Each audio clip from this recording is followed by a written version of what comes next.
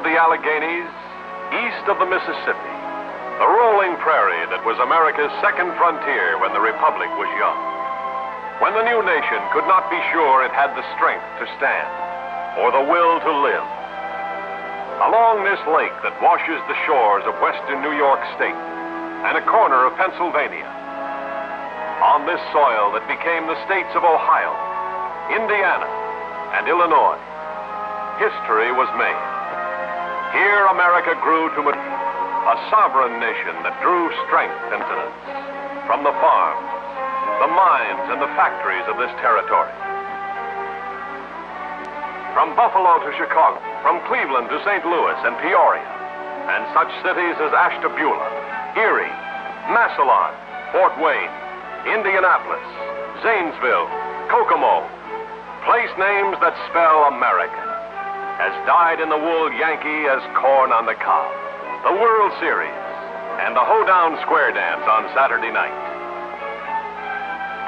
This, then, is the heart of the USA, rich in fertile soil and the bounty of great harvests, richer still in the wealth of its subsoil, the coal and other minerals of infinite variety, and thrice blessed in the vastness of its industrial plant. Factories without number, turning raw materials into finished products for purchase and use throughout the nation. But to give economic meaning and social value to the products of this great region, to turn commodities into dollars, another vital element must always be present: transportation by rail, keystone in the economic structure of Midland, USA. To move farm produce from the land to the tables of our people. To haul our coal, iron ore, and other raw materials from the mines and shipping docks to our mills and factories. To transport finished products from industrial centers to consumer markets. This has been and is today the job of the Nickel Plate Road. Today, the Nickel Plate Road is inseparably a part of the territory it serves, integrated into the pattern of its industry, its agriculture, and its way of life. For shippers, an originating and terminating line throughout Illinois, Indiana, Ohio, northwestern Pennsylvania, and western New York State. A line offering dependable, fast freight service, east and west, through the western gateways of St. Louis, Peoria, and Chicago, and on the east through Buffalo and Pittsburgh Junction to and from New York and New England, Pittsburgh, Baltimore, and the Philadelphia area. For passenger travel, east and west, the most up-to-date diesel-powered trains, offering luxurious comfort for sleeping and daytime travel. 6 convenient silver and blue streamlined passenger trains. Gracious living in diner or lounge, with courteous but unobtrusive service when you want it. This is first-class hotel luxury, in convenient service between Chicago and Buffalo, and between Cleveland and St. Louis. Connecting at Chicago and St. Louis for the West and the Pacific Coast, and with through service at Buffalo for New York and other points east. Diversification is the key word for the territory served by the Nickel Plate. Soybeans, number 2 crop in this territory, and one of the most versatile crops taken out of the earth. Today, almost half of all the soybeans produced in the United States are grown within 25 miles of the road's rail system. Throughout this area, rich and varied natural resources: clay for pottery, fire brick, limestone, dolomite for furnace and refractory operations, silica and foundry sand.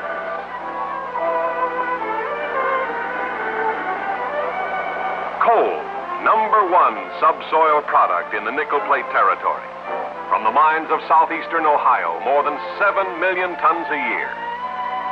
Nickel Plate coal moves principally to Ohio, Michigan, and Canadian markets for industrial and domestic use.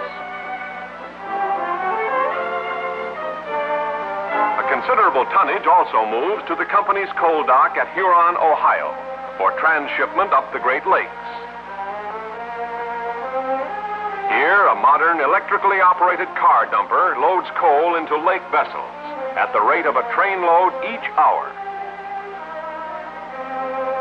In recent years, millions of dollars have been spent to enlarge the road's coal car fleet and to modernize dock facilities for the handling of waterborne traffic at Huron. The nickel plate ore docks at Huron, servicing freighters from Duluth and other Great Lakes ore shipping centers. Immediately on arrival, any time during the day or night, nickel plate Hewlett ore unloaders go to work. Each bucket handles 17 tons at every bite, unloading a large ship in a few hours. Within a surprisingly short time, that ore has been way-billed, assembled into trains, and is on its way to iron and steel plants in Ohio, West Virginia, and Pennsylvania. The nickel plate territory, forming a pattern of industrial enterprise unmatched in any other sector of the country for the value and variety of its products. Iron ore and coal, manufactured iron and steel, agricultural implements, household appliances, machinery and tools, metal stamping, glass and chemical products, paints, varnishes, paper products, livestock, meat packing, food products, and a wide range of farm and dairy products. All these products and many more from the farms, the mines, and the factories make up the highly diversified traffic of the nickel plate road.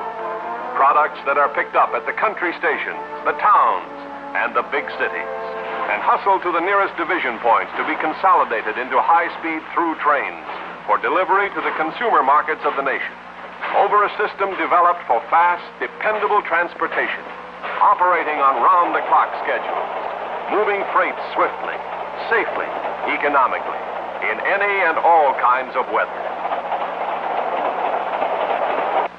In cooperation with its eastern connections, Nickel Plate provides for arrival of shipments in Chicago and St. Louis from New York, New England, and the Philadelphia area on the second morning, thus cutting a full day from previous shipping time.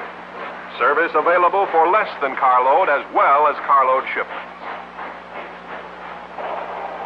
Eastbound, too, the road's present-day high-speed freight service reflects the train frequency and dependability needed to match the sharpened tempo of American commerce. Let's ride 3 of the many mainline eastbound nickel high-speed trains, one from each western gateway: Chicago, Peoria, St. Louis. Of course, there are just as many westbound trains. Here's PB-12 departing Peoria 2:30 a.m., carrying perishables and other commodities from the west. At the same time, 2:30 a.m., down in the St. Louis terminal, Nickel Plate's ST-96 pulls out with products of the St. Louis area and the Great Southwest, heading north and east.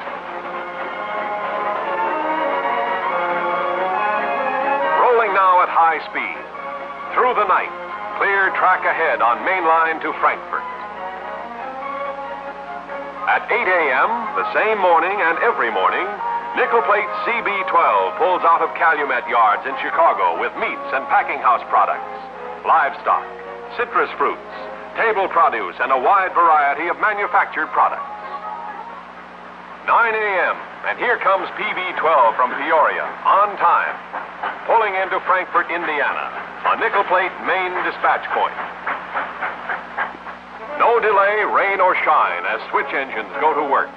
The yard alive with activity, fast, efficient.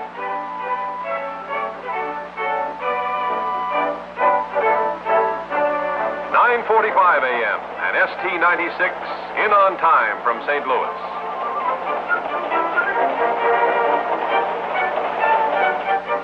Again, a train broken up, cars switched, classified according to destination.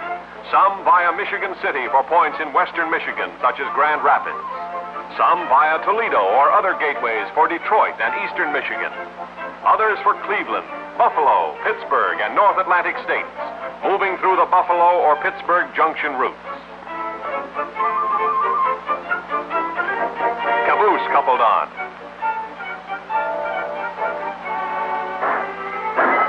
Blast from a 700 engine, and PB-12 pulls out of Frankfurt at 10:45 a.m.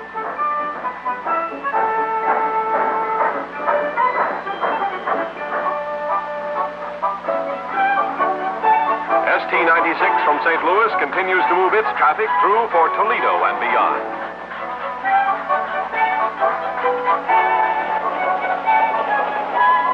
This is Bellevue, Ohio, main classification and division point of the Nickel Plate Road, handling thousands of cars a day, east and westbound.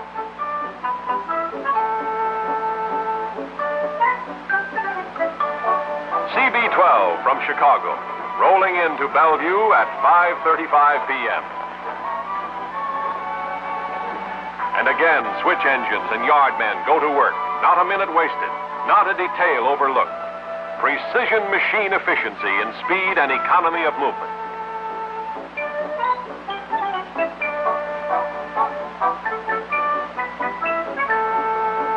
Minutes later, at 6:15 p.m., arrival at Bellevue of PB-12 from Peoria and Frankfurt. Again, the big job of breaking up a train and switching cars.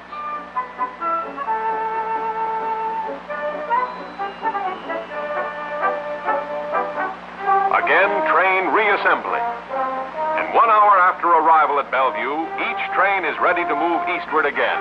Almost a new train, with some cars dropped for other destinations, and some cars added for destinations east via Buffalo.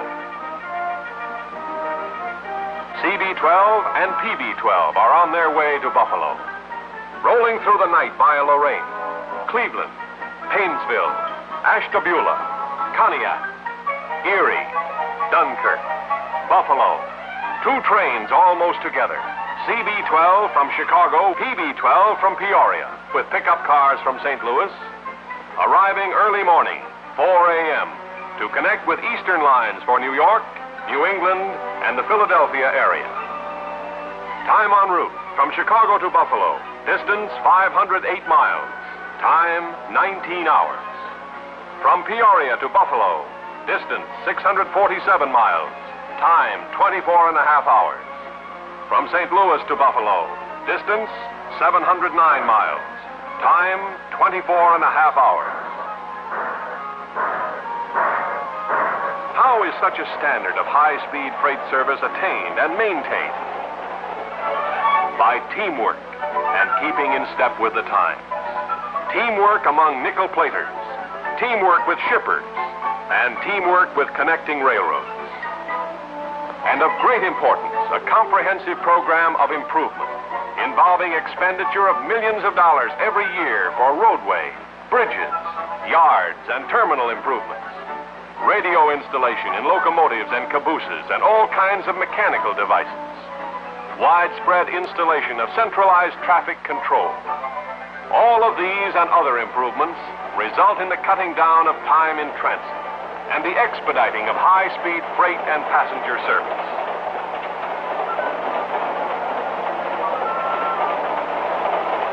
Traversing one of the most fertile food-producing areas in the United States, the Nickel Plate Road has always been one of the leading grain and table produce carriers of the Midland region. In Cleveland, a notable landmark of the Midland food belt, the Northern Ohio Food Terminal, served exclusively by nickel plate, a yard with a capacity for hundreds of cars, acres of steel, brick, and concrete buildings, including huge cold storage facilities. All these comprise an immense trade project that serves as terminal and clearinghouse for 95% of the food supply of the Cleveland metropolitan area.